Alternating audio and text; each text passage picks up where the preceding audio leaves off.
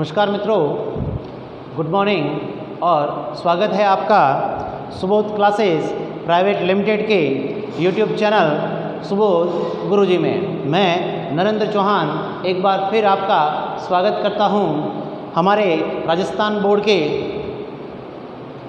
Compulsory subject commerce के व्यवसाय अध्ययन में, जहां हम निरंतर ये प्रयास कर रहे हैं कि हम ऑनलाइन के माध्यम से आप तक सभी प्रकार के जो सब्जेक्ट हैं उनको बहुत अच्छे ढंग से आपके सामने प्रेजेंट करें। इसी कड़ी में मैं आपके सामने व्यवसाय अध्ययन से संबंधित सभी प्रकार के चैप्टर कंटिन्यूस सामने लेकर आ रहा हूं। जैसा कि हम अध्याय फर्स्ट के बारे में बात कर रहे हैं, उसमें हमने सबसे पहले इसके संपूर्ण सिलेबस के बारे में डिस्कस किया, जो आपको पार्ट 1 के अंदर देखने को हमारे वीडियो के अंदर मिलता है। इसके बाद हमने अध्याय फर्स्ट को शुरू किया।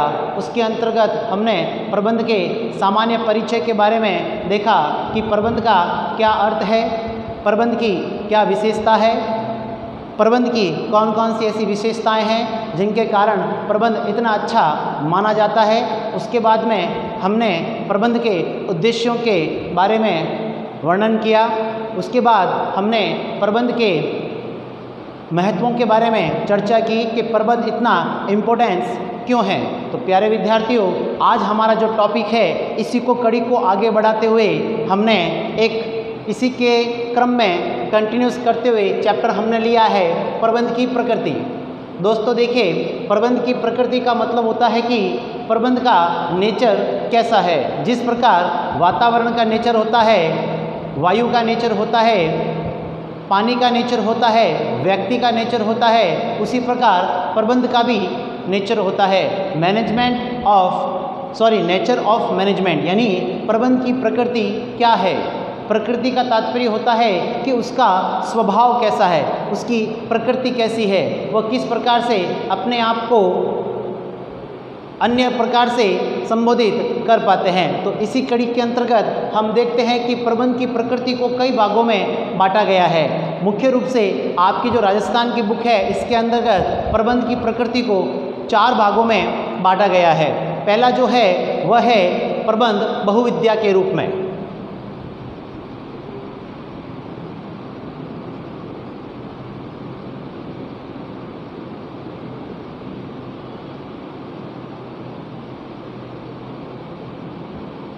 सेकंड पॉइंट जो आता है वो आता है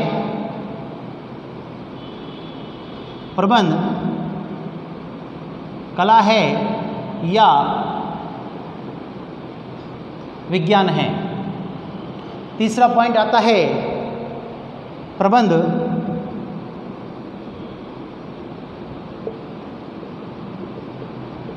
पेशा है। और फोर्थ पॉइंट आता है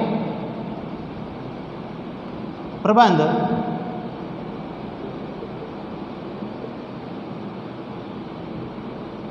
सार्वभौमिक है।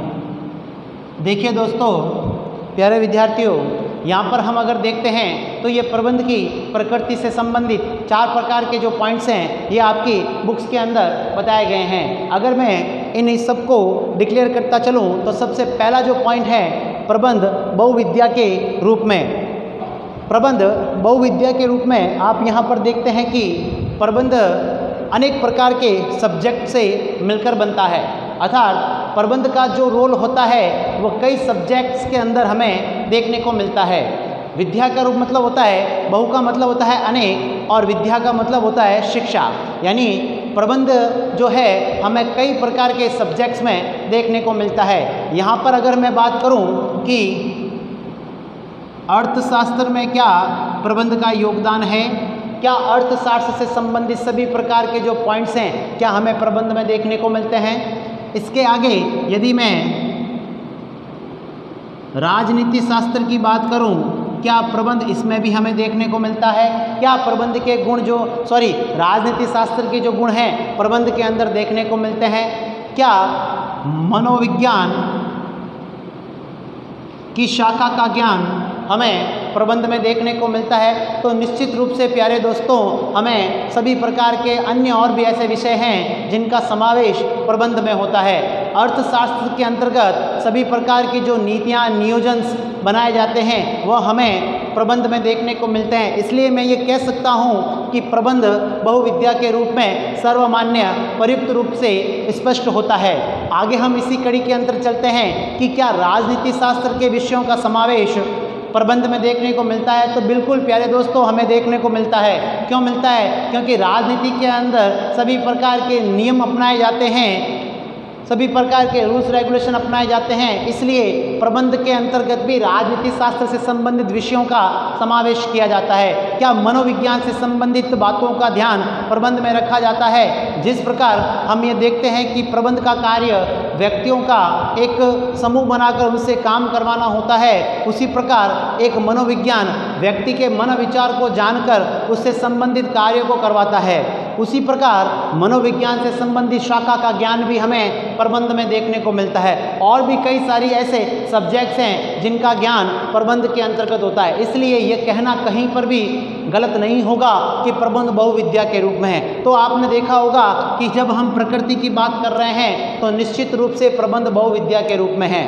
आपको आई होप समझ में आया होगा कि हम सब्जेक्ट्स को लेकर हमने बहुविद्या के रूप में प्रकृति को समझा। तो पहला पॉइंट हमारा क्लियर होता है कि प्रबंध बहुविद्या के रूप में सर्वदा उपयुक्त है। नेक्स्ट पॉइंट हमारा आता है कि क्या प्रबंध कला है, क्या प्रबंध विज्ञान है, या प्रबंध कला और विज्ञान दोनों ही हैं। देखिए दोस्तों, सबसे पहले हमें यह समझना होगा कि कला क्या है। कला का यहाँ पर हमारा तात्पर्य होता है कि कला व्यवहार और व्यवहार है, अभ्यास है, और व्यवहार से संबंधित जितने प्रकार के भी काम हम करते हैं वह सभी कला होती है। आपने देखा होगा कि एक जो कुम्हार होता है वह मिट्टी से घड़े का निर्माण करता है और उतनी ही चतुराई से उसको बनाकर बाजार में बेचता है। क्या ऐसा हर कोई व्यक्ति कर सकता है? तो हमारा आंसर होगा जी नहीं कर सकता। उसके लिए बहुत अच्छे कार्य की आवश्यकता होती है, गहन परिश्रम की आवश्यकता होती है और कला की चातुर्य की आवश्यकता होती है, निरंतर अभ्यास की आवश्यकता होती है। इसलिए प्रबंध के अंतर भी निरंतर अभ्यास की आवश्यकता होती है, चातुर्य की आवश्यकता होती है और व्यवहार की आवश्यकता होती है। यदि प्रबंध में व्यवहार ना हो, कला ना हो और चातुर्य ना हो तो प्यारे दोस्तों, कभी भी कोई भी प्रबंधक अपने कर्मचारियों से कार्य नहीं करवा सकता है। इसलिए यहाँ पर यह कहना भी गलत नहीं होगा कि प्रबंध कला है, क्योंकि कला के संबंधित सभी प्रकार के कार्य हमें प्रबंध में देखने को मिलते हैं। उसके बाद अगर हम कहें कि क्या प्रबंध विज्ञान है, जी हाँ दोस्तों, प्रबंध विज्ञान भी है। जिस प्रकार विज्ञान में सभी प्रकार के निश्चित नियम और सिद्धांतों की पालना की जाती है, उसी प्रकार प्रबंध में भी निश्चित नियम और सिद्धांतों की पालना की जाती है। ऐसा क्यों होता है? इसका भी एक बहुत बड़ा रीज़न है। क्यों है? क्योंकि विज्ञान के अंतर्गत प्रयोगशालाओं के अंतर्गत ये परीक्षण किया जाता है कि कौन सा सत्य है या असत्य। अर्थात मैं कहूँ तो विज्ञान सत्यता को प्रमाणित करता है। इसलिए प्रबंध के अंतर्गत भी सत्यता से संबंधित सभी प्रकार के कार्य किए जाते हैं। लेकिन मैं आपको यहाँ पर ये बता देना चाहता हूँ कि प्रबंध जो है वह शुद्ध विज्ञान नहीं है, अशुद्ध विज्ञान है। क्योंकि प्रबंध से संबंधित सभी प्रकार के जो रूल्स रेगुलेशन होते हैं उसे किसी भी प्रयोगशाला में सत्य नहीं स्थापित किया जा सकता है। क्यों नहीं किया जा सकता है? क्योंकि समय और परिस्थिति के हिसाब से जो प्रबंध के नियम और रूल्स रेगुलेशंस होते हैं वह समय और परिस्थिति के अनुसार बदलते रहते हैं। इसलिए हम ये कहीं भी नहीं कह सकते हैं कि प्रबंध जो है वह शुद्ध विज्ञान है। लेकिन इतना जरूर कहा जा सकता है कि प्रबंध जो है वह एक शुद्ध विज्ञान न होकर एक विज्ञान का थोड़ा बात अगर हम कहें तो अशुद्ध विज्ञान के रूप में आ सकता है। क्योंकि विज्ञान के अंतर्गत सभी प्रकार के रूल्स रेगुलेशन काम किए जाते हैं। जैसे अगर मैं आप कहूँ कि जल का एक सूत्र होता है, सल्फरेट का सूत्र होता है, फास्फोरस का सूत्र होता है। हम प्रयोगशाला में ऑक्सीजन गैस का निर्माण कर सकते हैं, उसमें निश्चित नियम को अपना कर ही किया जा सकता है। परंतु अगर मैं कहूँ कि प्रबंध के अंतर्गत जो नियम बनाए जाते हैं इन्हें किसी प्रयोगशाला में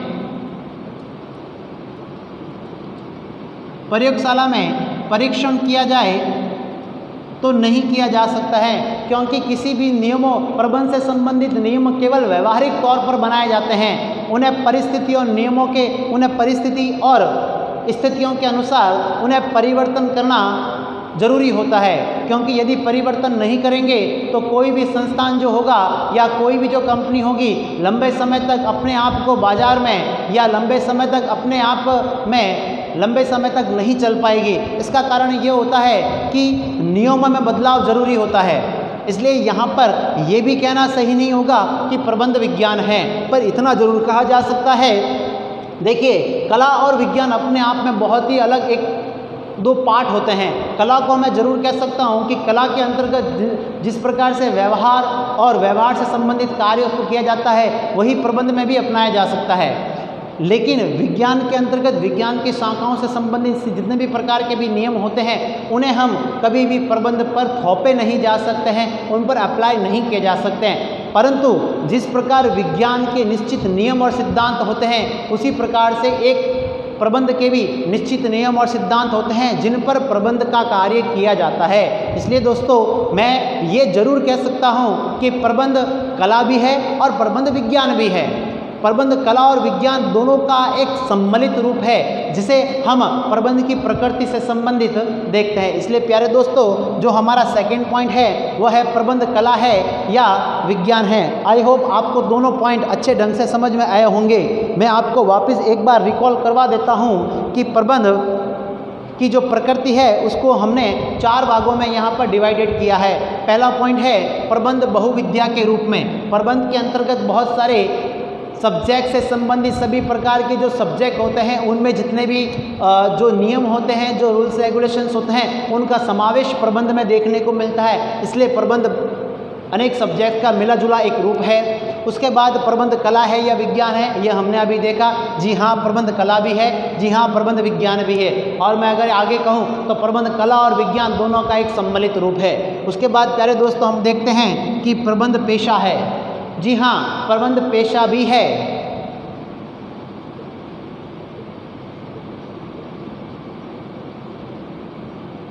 जी, प्रबंध पेशा है। अब प्रबंध पेशा क्यों है, इसको समझने के लिए हमें सबसे पहले पेशे को समझना होगा।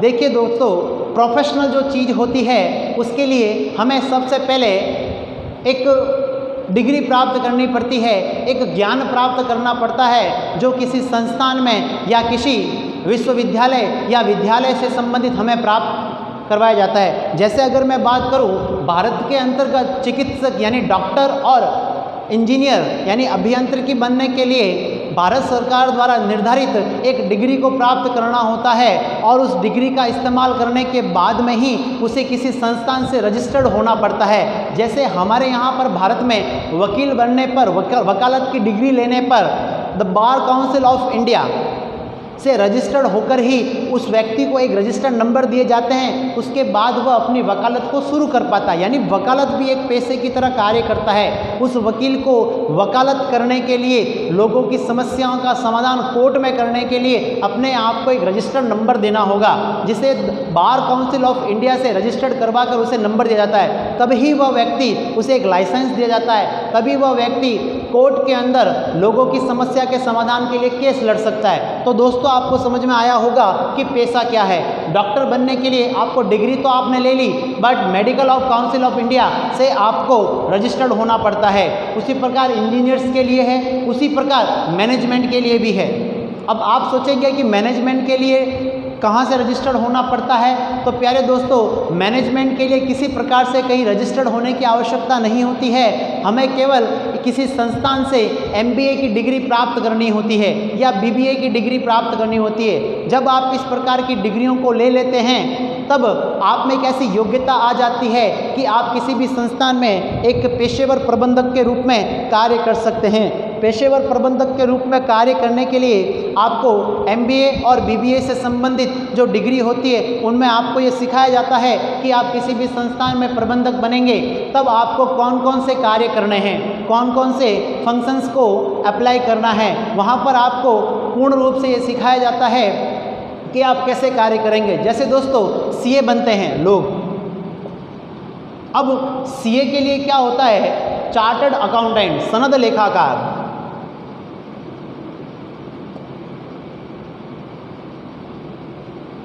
दोस्तों सनद लेखाकार यानी चार्टर्ड अकाउंटेंट बनने के लिए आपको एक एंट्रेंस एग्जाम पास करना होता है जिसे सीए फाउंडेशन कहा जाता है। इस सीए फाउंडेशन को करने के बाद आपको जो होता है वो इंटरमीडिएट देना पड़ता है। उसके बाद में आपके एक फाइनल का एग्ज़ाम होता है। कुल मिलाकर आपको 5 से 6 साल मेहनत करनी होती है। उसके बाद the chartered accountant of India ICAI आपको एक डिग्री देती है।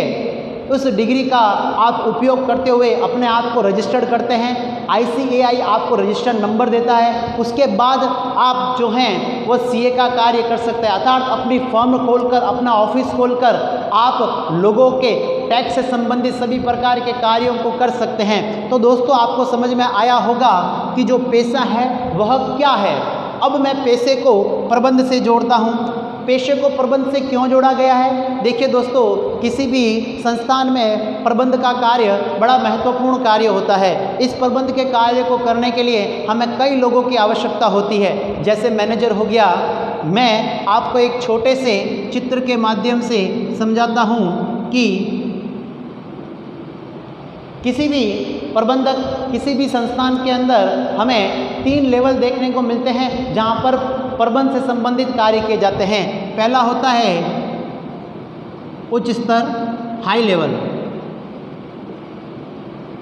उसके बाद होता है मिडिल लेवल। उसके बाद होता है लो लेवल, यानी उच्च स्तर, मध्य स्तर और निम्न स्तर। उच्च स्तर में जो होते हैं वह डायरेक्टर हो गए, डिप्टी डायरेक्टर हो गए और अन्य निर्देशक जो होते हैं वह कार्य करते हैं। मिडिल स्तर के अंतर्गत सुपरवाइजर हो गए, प्रबंधक हो गए, अन्य प्रकार के जो विभागों के अध्यक्ष हो गए वो कार्य करते हैं। और लो लेवल के अंतर्गत सुपरवाइजर हो गए, फॉरमैन हो गए, इत्यादि प्रकार के लोग कार्य करते हैं। अब देखिए दोस्तों, इनका कार्य क्या होता है? इनका कार्य होता है कि प्रबंधक को या उच्च स्तर के लोग जो होते हैं वह नीतियाँ बनाते हैं और उन नीतियों को यहाँ पर अप्लाई किया जाता है।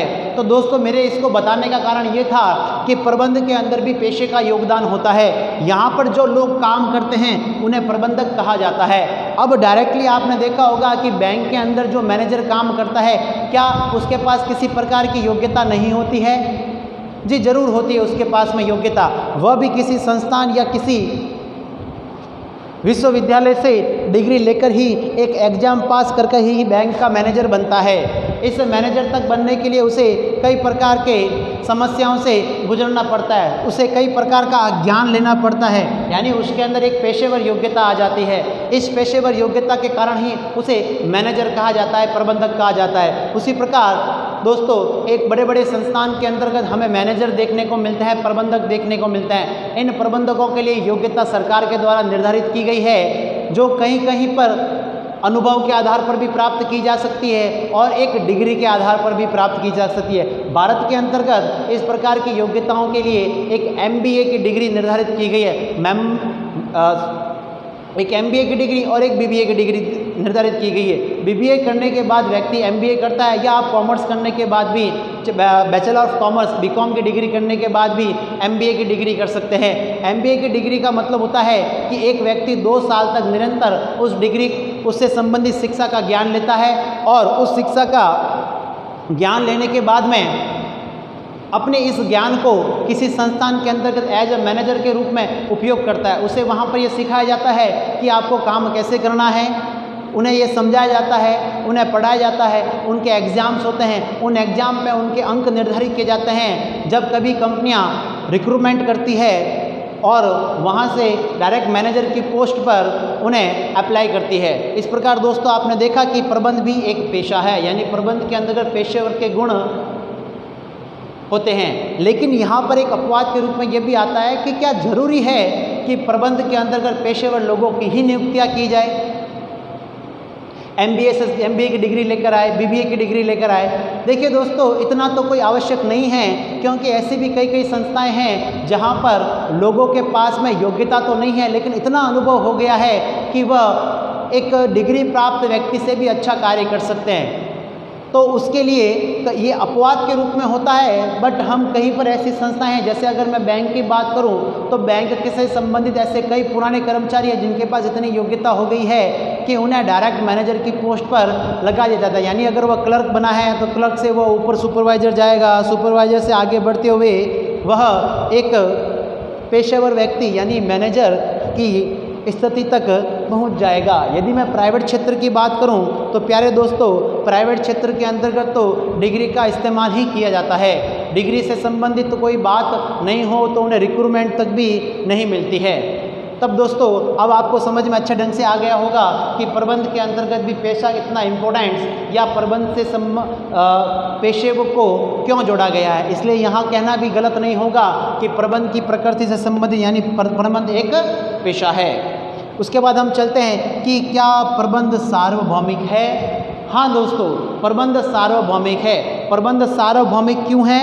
क्योंकि किसी भी ज्ञान का एक सर्वत्र एक समान लागू नहीं हो सकता है। मैं अगर ये कहूँ कि प्रबंध क्या सभी जगह पर एक समान है, तो दोस्तों है भी और नहीं भी। कारण क्या होता है कि प्रबंध तो सार्वभौमिक है, यूनिवर्सल है। कैसे? मैं इसको आपको एक उदाहरण के माध्यम से समझाता हूँ। आपने विद्यालय देखा होगा। मैं अगर बात करूँ भारत के विद्यालयों की, तो क्या वहाँ पर शिक्षा नहीं दी जाती है? शिक्षा दी जाती है। क्या वहाँ पर बच्चे क्लासरूम में नहीं बैठते हैं? बैठते हैं। क्या वहाँ पर प्लानिंग नहीं की जाती है पूरे सत्र के लिए? की जाती है। क्या वहाँ पर बच्चों के एग्जाम नहीं लिए जाते हैं? लिए जाते हैं। इस प्रकार से भारत के अंतर्गत अन्य राज्यों के लिए अपने स्वयं के जो होते हैं वो एग्जाम लेने के लिए बोर्ड बने हुए होते हैं। जैसे मैं राजस्थान की बात करूँ तो राजस्थान माध्यमिक शिक्षा बोर्ड RBSC बना हुआ है। गुजरात के लिए गुजरात बोर्ड बना हुआ है। अलग अलग राज्यों के लिए अलग अलग बोर्ड बना हुआ है जो अपने शिक्षा से संबंधित प्रणालियों को प्रोसेस को लागू करते हैं। बट पूरे भारत के लिए जो CBSE बोर्ड बना हुआ है, central board of secondary education, केंद्रीय माध्यमिक शिक्षा बोर्ड, वह भी शिक्षा का काम करता है। तो दोस्तों इनमें एक डिफरेंस तो जरूर आता है कि कहीं तर्क और वितर्क वाली बात आती है। कुछ लोग कहते हैं कि जो प्रबंध के सिद्धांत और प्रबंध के नियम हैं वह सर्वत्र एक समान सभी देशों में, सभी राज्यों में, सभी जिलों में एक समान लागू होते हैं। पर कुछ लोगों का ये मानना है कि वह सभी जगह एक समान लागू नहीं होते हैं। तो इनका क्या कारण है? इन सब के अंदर मतभेद क्यों हैं? इन सब के अंदर मतभेद होने का एक ही कारण है कि कुछ लोग ये मानते हैं कि प्रबंध सार्वभौमिक नहीं है और कुछ लोग ये मानते हैं कि प्रबंध सार्वभौमिक है। अब इस परिस्थिति के अंतर्गत हमें क्या करना चाहिए? हमें दोनों पक्षों के जो विचारों को सबसे पहले देखना चाहिए। हम सबसे पहले देखते हैं इसके पक्ष के बारे में। अगर मैं पक्ष की बात करूं तो प्रबंध में मुख्य रूप से 5 प्रकार के कार्य सम्मिलित किए जाते हैं, जिनमें सबसे पहले नियोजन से बना संगठन से बना निर्देशन से बना नियंत्रण और समन्वय। कुछ विद्वान ये मानते हैं कि प्रबंध के पक्ष के अंतर्गत ये जो सभी प्रकार के कार्य हैं ये पूरे ब्रह्मांड में, पूरे जहाँ तक पृथ्वी पर मनुष्य का निवास होता है वहाँ पर सभी प्रकार के जो कार्य हैं वह एक समान होते हैं। सही भी है, गलत नहीं है। मैंने जैसे अभी आपको एक उदाहरण दिया, फॉर एग्जांपल दिया कि एक स्कूल का जो मैनेजमेंट होता है उसमें जो नींव प्लानिंग होती है वह सभी जगह पर एक जैसी होती है, क्योंकि उसमें अंदर शिक्षा ही देने का काम है। एग्ज़ाम भी लिए जाते होंगे, स्टूडेंट्स आते होंगे, टीचर्स होंगे, एक प्रोसेस होगा, उस प्रोसेस को अप्लाई किया जाता है। क्या वहाँ पर ऑर्गेनाइजेशन नहीं होता है, संगठन नहीं होता है? क्लियर होता है। क्या वहाँ पर डायरेक्शन नहीं दिया जाता है कर्मचारियों को काम करने के लिए? क्या वहाँ पर डायरेक्शन नहीं दिया जाता है स्टूडेंट्स को वर्किंग करने के लिए? दिया जाता है। क्या वहाँ पर कंट्रोलिंग की व्यवस्था नहीं होती है? 100% कंट्रोलिंग की व्यवस्था होती है कि किस प्रकार विद्यार्थियों को कंट्रोल किया जाएगा, किस प्रकार से प्रोसेस की जाएगी। क्या वहाँ पर कोऑर्डिनेशन नहीं होता है? एक विभाग से दूसरे विभाग के बीच में 100% कोऑर्डिनेशन होता है। तो प्यारे दोस्तों, यहाँ पर हमने सार्वभौमिकता से संबंधित पक्ष के तर्कों को देखा तो हमें यह पता चलता है कि प्रबंध सार्वभौमिक है। अब हम विपक्ष की भी बात कर लेते हैं।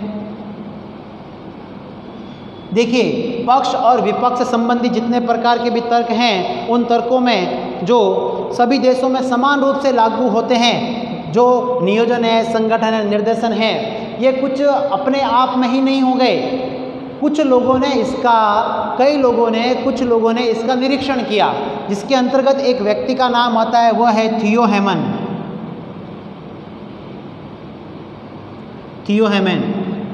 ने ये बताया कि जो प्रबंध के जो कार्य हैं, प्रबंध के जो वर्क फंक्शंस हैं, यह सभी देशों में सभी जगह पर एक समान लागू किए जाते हैं, एक जैसे लागू किए जाते हैं। तो दोस्तों, हमने पक्ष का तर्क देखा, अब हम विपक्ष का भी तर्क देखते हैं। कुछ लोग ये कहते हैं, जैसे अगर मैं बात देखिए दोस्तों, जैसे प्रबंध की सार्वभौमिकता के रूप में हम चल रहे थे कि इसके पक्ष और विपक्ष के अंदर थियो हेमन ने ये बताया कि वह ये मानता है, पहले तो हम ये देखिए, प्रबंध की सार्वभौमिकता से हमारा तात्पर्य होता है कि प्रबंध सर्वव्यापक है, यानी प्रबंध का सभी क्षेत्रों में समान रूप से उसका उपयोग होता है। चाहे वह सार्वभौमिकता की यूनिवर्सल ट्रूथ है, उसका कहीं पे भी पूरे विश्व के किसी भी क्षेत्र में उसको देख लीजिए, प्रबंध सभी जगह पर आपको एक समान रूप से लागू होगा। यदि हम प्रबंध के इसके दो पक्ष निर्धारित किए गए, इसे पक्ष और विपक्ष नाम दिया गया। पक्ष के अंतर थियो हेमन ने बताया कि अपना पक्ष रखा कि जो प्रबंध के प्रकृति है, प्रबंध का जो नेचर है, वो उसका प्रबंध के कार्यों से संबंधित सभी प्रकार के जो कार्य हैं, वह सभी जगह समान रूप से लागू होते हैं। चाहे वह विश्व के किसी भी देश को ले लीजिए, विश्व की किसी भी संस्था को ले लीजिए, विश्व के किसी भी प्रकार के संगठन को ले लीजिए, वहाँ पर समान रूप से लागू होता है। इसलिए हम ये कह सकते हैं कि प्रबंध सार्वभौमिकता के रूप में सत्य है, अर्थात प्रबंध के कार्य जो हैं वह समान रूप से सभी जगह एक प्रकार से ही लागू होते हैं। उसके बाद यदि हम विपक्ष की बात करें, तो विपक्ष के अंतर्गत एक प्रसिद्ध प्रबंधक स्टीफन रॉबिन्सन ने कहा कि ये बात तो सही है कि प्रबंध के कार्य सभी एक जगह समान रूप से होते हैं, परंतु उन्होंने कहा कि समान रूप से लागू नहीं किए जा सकते हैं। समान रूप से लागू क्यों नहीं किए जा सकते हैं? तो उन्होंने एक तर्क दिया कि स्टीफन रॉबिन्सन ने कहा कि विपक्ष के अंतर्गत प्रबंध की सार्वभौमिकता के रूप में हम सभी देशों पर समान रूप से प्रबंध के कार्यों को लागू नहीं कर सकते हैं, क्योंकि किसी देश की किस प्रकार की व्यवस्था होती है और किस देश की किस प्रकार की व्यवस्था होती है, अर्थात किसी देश का वातावरण कैसा होता है, किसी देश की संस्कृति कैसी होती है, किसी देश का कल्चर कैसा होता है, किस देश का संगठन किस प्रकार के वातावरण को एब्जॉर्व करता है, और किस देश की अर्थव्यवस्था क्या होती है, ये वहाँ पर उसके कार्य और उसकी परिस्थितियों पर डिपेंड करता है। तो उन्होंने ये कहा कि प्रबंध को सार्वभौमिकता के रूप में स्वीकार नहीं किया जा सकता है। तो अब यहाँ पर एक क्वेश्चन आता है, क्या हम पक्ष और विपक्ष दोनों की बातों को माने? जी हाँ, हमें दोनों की ही बातों को मानना पड़ेगा। हमें ये स्वीकार करना पड़ेगा कि प्रबंध के पक्ष और विपक्ष के अंतर्गत प्रबंध की सार्वभौमिकता पक्ष के रूप में भी है और प्रबंध की सार्वभौमिकता विपक्ष के रूप में भी है। यदि हम विपक्ष के रूप में देखें तो उसने ये कहा कि ये समान रूप से कार्य जो हैं लागू नहीं होते हैं, अर्थात नियोजन एक जैसा नहीं हो सकता है, किसी भी देश की प्लानिंग एक जैसी नहीं हो सकती है। देखिए, किसी देश के अंतर्गत पंचवर्षीय योजना 5 ईयर प्लान्स होते हैं, तो किसी देश में 1 ईयर प्लान से काम चलाया जाता है। कहीं पर बहुत लंबी प्रक्रिया होती है, कहीं पर शॉर्ट प्रक्रिया होती है। किसी देश का संगठन जो है वह अलग होता है, तो किसी देश का संगठन अलग होता है। कहीं पर डायरेक्शन कैसा होता है, कहीं पर डायरेक्शन कैसा आता है। यदि हम एक छोटी सी बात देखें कि इंडिया और यदि अमेरिका की बात करें, तो अमेरिका में जो डायरेक्शन होता है, रोड पर चलने का जो कार्य होता है और रोड का जो सिस्टम होता है वो बहुत ही टाइटली होता है। वहाँ पर लोग सभी प्रकार के नियमों की पालना करते हैं और बिना किसी पुलिस या बिना किसी ऐसी व्यवस्था से ही लोग अपने आप जो है वो डायरेक्टेड हो जाते हैं, यानी डायरेक्शन में चलते हैं। और हमारे देश की बात करें तो दोस्तों ऐसा संभव नहीं है। आप भी जानते होंगे कि हमारे देश के अंतर्गत जो ट्रैफिक व्यवस्था है वो कितनी उथल पुथल है। व्यक्ति अपने आप में फटाफट निकलने की कोशिश करता है और इस चक्कर में कई सारे एक्सीडेंट्स हो जाते हैं। तो उन्होंने ये कहा, और उसके बाद यदि नियंत्रण की बात करें तो वो भी एक जैसा नहीं, और कोऑर्डिनेशन की बात करें तो वो भी एक जैसा नहीं है। तो हम दोनों के पक्षों को ध्यान में रखकर ये कह सकते हैं कि प्रबंध सार्वभौमिकता के पक्ष में भी है और प्रबंध सार्वभौमिकता के विपक्ष में भी है। तो यहाँ पर दोस्तों हमारा एक टॉपिक क्लियर होता है, वो होता है प्रबंध की प्रकृति। प्रबंध की प्रकृति में हमने देखा कि प्रबंध बहुविद्या के रूप में है, प्रबंध कला व विज्ञान के रूप में है, प्रबंध एक पेशे के रूप में है। एक पेशेवर प्रबंधक जो होता है वह बहुत ही अच्छे ढंग से अपने कार्य रूपरेखा को तैयार करता है और प्रबंध की सार्वभौमिकता के रूप में देखते हैं। तो यहाँ पर दोस्तों हमारा एक टॉपिक क्लियर होता है, वो होता है प्रबंध की प्रकृति। यहाँ पर दोस्तों मैं आपको बता देना चाहता हूँ कि अब तक हमने अध्याय फर्स्ट में जो है उन मिलाकर कौन कौन से टॉपिकों को हमने क्लियर किया है। पहला जो पॉइंट है वो है प्रबंध का अर्थ, इसको हमने देखा अर्थात मीनिंग।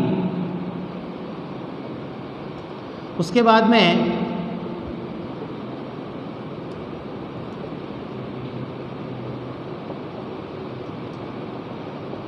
प्रबंध की परिभाषा, definition of management, and third हो गया प्रबंध की विशेषताएं। प्रबंध की विशेषता मीन्स हो गया कैरेक्टरिस्टिक्स ऑफ मैनेजमेंट। उसके बाद फोर्थ पॉइंट हमने देखा प्रबंध के उद्देश्य, ऑब्जेक्टिव्स ऑफ मैनेजमेंट। और नेक्स्ट पॉइंट जो कल हमारी क्लास एंड हुई थी वह था प्रबंध के महत्व, और आज हमारी जो क्लास हुई वो था प्रबंध की प्रकृति। दोस्तों यहाँ पर मैं आपको बता देना चाहता हूँ कि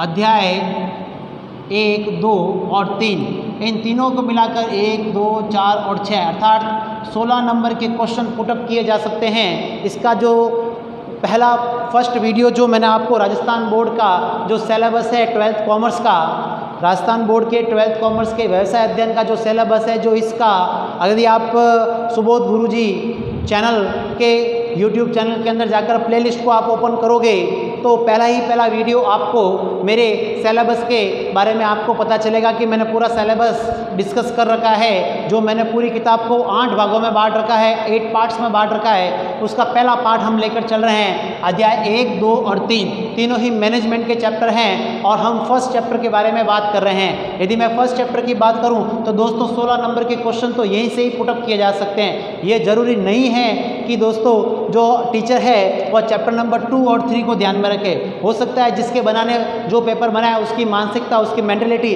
केवल इसी चैप्टर में से क्वेश्चन ले लेने की हो तो भी हो सकता है। तो देखिए दोस्तों यहाँ पर ही क्वेश्चन नंबर 2, 4 और 6 मार्क्स के क्वेश्चन पुटअप किए जा सकते हैं। अर्थात 2 नंबर में 2 विशेषताएं पूछी जा सकती है, 2 उद्देश्य, 2 महत्व, 2 प्रकृति ली जा सकती है। 4 नंबर के अंदर 4 विशेषताएं, 4 महत्व, 4 प्रकृति और 4 क्षेत्र लिए जा सकते हैं। 6 नंबर के क्वेश्चन में विशेषताएं ली जा सकती है, उद्देश्य, महत्व, प्रकृति, यानी ये चाहे तो कोई भी टीचर केवल इसी चैप्टर में से आपके 16 नंबर के जो क्वेश्चंस हैं वो पुटअप कर सकता है। तो दोस्तों आई होप आपको ये जो वीडियो बनाया गया आपको बहुत ही पसंद आया होगा। प्रबंध की प्रकृति के अंतर्गत हमने 4 प्रकार की प्रकृतियों का अध्ययन किया।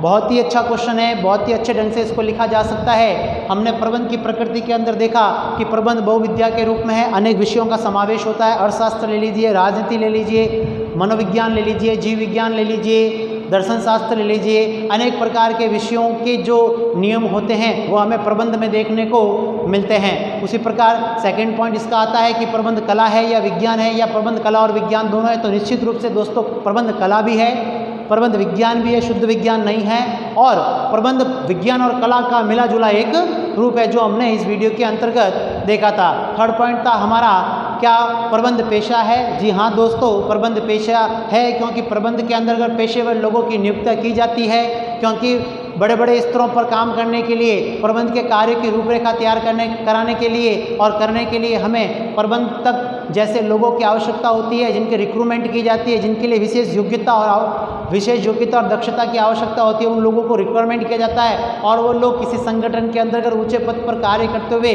प्रबंध तक और प्रबंध का कार्य करते हैं। उसके बाद हमने देखा कि प्रबंध सार्वभौमिकता के रूप में है। तो दोस्तों प्रबंध सार्वभौमिकता के रूप में है भी और नहीं भी। इसके हमने दो पक्ष देखे। पहला पक्ष देखा हमने विपक्ष पक्ष, जो ये कहता है कि प्रबंध के जो कार्य होते हैं वह समान रूप से सभी जगह पर एक रूप से लागू किए जा सकते हैं। और प्रबंध के जो पक्ष के अंदर हमने देखा कि थियो हेमन ने ये बताया कि प्रबंध के जो कार्य होते हैं वह सभी देशों में एक जैसे होते हैं, परंतु इसके ही विपक्ष के अंदर स्टीफन रॉबिन्सन ने यह बताया कि प्रबंध के जो कार्य होते हैं वह एक समान रूप से लागू नहीं किए जा सकते। इसके पीछे उन्होंने तर्क यह भी दिया कि किसी भी देश की अर्थव्यवस्था, किसी भी देश की प्रकृति, उस देश की व्यवस्था, उस देश का कल्चर, उस देश की संस्कृति अलग अलग होती है, तो समान रूप से लागू नहीं किया जा सकता है। लेकिन दोस्तों हमें दोनों पक्षों को स्वीकार करना पड़ेगा, दोनों पक्षों की बातों को सुनना पड़ेगा और समझना पड़ेगा। उसके बाद ही हम ये कह सकते हैं कि प्रबंध सार्वभौमिक है। और उसके पक्ष और विपक्ष दोनों की बातों को सुनने के बाद हम विचार के अंदर ये लिख सकते हैं कि प्रबंध सार्वभौमिकता के रूप में है भी और नहीं भी। इसलिए दोस्तों आज का ये जो वीडियो है हमारा बताने का उद्देश्य ये था कि प्रबंध की प्रकृति क्या होती है। कुल मिलाकर हमने अभी तक इसके 6 पॉइंट्स कर लिए हैं। एक लास्ट पॉइंट हमारा रह जाता है कि प्रबंध का क्षेत्र क्या है।